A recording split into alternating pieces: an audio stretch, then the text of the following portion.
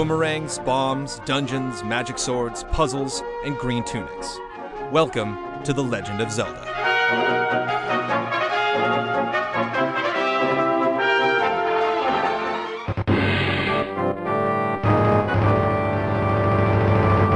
After Nintendo had players around the world placing the Japanese 8-bit home entertainment system next to their VHS and cassette players in the mid to late 1980s, a new decade began, and with it, a new era in video games. Nintendo's next-gen contribution to the American market was the Super Nintendo in 1991. The system launched Nintendo's legacy of reinventing their franchises for a new generation, a technological leap that still captivates our imaginations today. The advanced system meant a new free-roaming kingdom of possibilities, and an updated continuation of Link's adventure was at the forefront of every Nintendo fan's mind. 1 year later, in 1992, the gallant sprite set out to destroy all 16 bits of evil in The Legend of Zelda: A Link to the Past.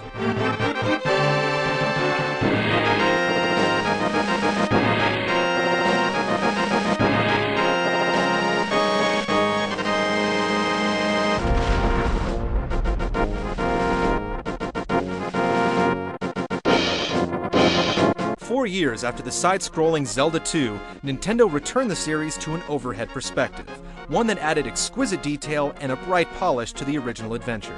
The gameplay also seemed gleefully familiar, as you explored the overworld of Hyrule, slashing your way through each gridlocked environment. Your health meter was once again a row of hearts that could now be expanded by finding quarter pieces across the world map. Combining 4 of these would give you another vessel of life, enticing players to explore every nook and cranny in every area to raise their defense. The sequel once again pitted our trusted hero Link against the evil Ganon. Just when you thought you had caught up to him and Zelda was within your grasp, you learned that your eternal nemesis had been sealed away in an alternate dimension known as the Sacred Realm. This parallel universe mirrored Hyrule, but Ganon's evil powers had turned it into a horrible place.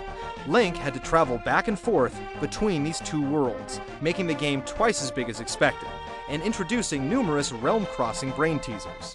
This mission structure was so successful, it became a major part in several Zelda sequels and other Nintendo franchise releases to follow. Link apparently used his time away from consoles to work out a little bit, because he was much more flexible in the third installment. He could move diagonally, which doubled the directional possibilities, and he could pick up items for moving and throwing. When he was on his guard, he now had the "how did I ever survive without that" ability to attack sideways. Instead of only thrusting his sword forward, Link could stand up against multiple enemies with a move that evolved into a mainstay for future games. A Link to the Past also introduced new items, as fans had come to expect. These included the hook shot for grappling, Pegasus boots for dashing, and the Master Sword, the beloved blade of power that would become the Little Green Warrior's Excalibur. One innovation that added a new level to dungeon exploring, literally, was the addition of an upstairs or downstairs to most of the castles and underground interiors. Link could travel up and down each floor, often finding himself on the same screen twice as he took the high or low road back and forth. He would even fall through floors unexpectedly.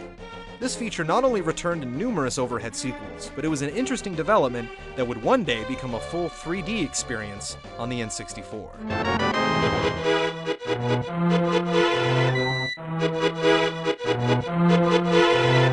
After scaring a few loyal followers with Zelda 2, A Link to the Past was everything they dreamed a true Zelda sequel could be, and more. The bird's eye view returned, letting you view each room, town, forest, and enemy battle in its entirety. The combat was smoother, the environments were bigger, the graphics were prettier, and an arsenal of new items made finding each weapon a triumphant achievement.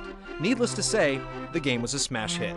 Adored by fans and critics, A Link to the Past held Nintendo Power's #1 spot on the top games list for over 5 consecutive years.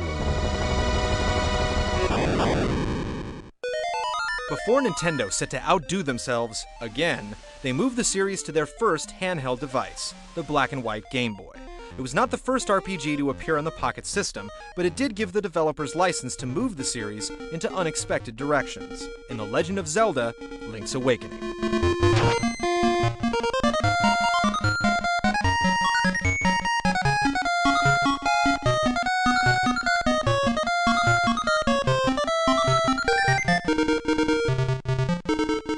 While sailing back to Hyrule after training abroad, Link was caught in a storm and shipwrecked on Koholint Island. The only way our hero could return home was by snapping the Wind Fish out of his never-ending slumber. Link's Awakening was the first Zelda game to be set outside of Hyrule, and the main Triforce storyline. Princess Zelda was only mentioned at the beginning, and subsequently stepped out of the spotlight as your primary objective. The on-the-go adventure was the first of the top-view games to feature jumping, a talent Link's cousin Mario had been perfecting for 12 years. This tossed platforming elements into the growing gameplay modes, and added another ability that would become vital when the camera eventually dropped down into the third dimension 5 years later. Link's Awakening was also the first in the franchise that allowed you to assign both buttons to different items, and neither had to be your sword. This opened up new puzzle possibilities like having to dash with the Pegasus boots and jump with Rock's feather. Side quests weren't something that Link hadn't seen before, as there was always much more to do in each Zelda game than you were required to, but the Game Boy exclusive introduced the first trading sequence. This involved meeting several NPCs and traveling to multiple scattered locations to unlock a bonus item, and it continued to beckon true adventurers, itching to find all there was to find on each map in the years and games to follow. Link's Awakening also had an unexpected comedic edge by being surprisingly self-aware. Characters would inform you how to save your game, and then explain that they had no idea what that meant. One character you met introduced himself, and then told you he'd be lost in the forest later on and asked you to keep an eye out for him. To go along with its goofball humor, the Game Boy release featured an uncanny amount of Mario character cameos. From Goombas to Chain Chomps to a Yoshi doll or a picture of Princess Peach, the fourth Zelda title was littered with famous Nintendo faces. And while some fans were shaken by the absence of color in the Zelda universe, the monochrome original returned in a DX version for the Game Boy Color in 1998. Like the console quest before it, Link's Awakening not only introduced new traveling tools that would become indispensable, it inspired future handheld ventures, like the dual cartridge Oracle of Seasons and Ages and the Minish Cap for the Game Boy Advance. It was also the first time Nintendo goers could take Link on the road thanks to the Game Boy's remarkable battery life. Considering how much there was to collect and conquer in each Zelda title, it made it that much more tempting to play when the device was tucked away in your backpack, front pocket, or custom carrying case.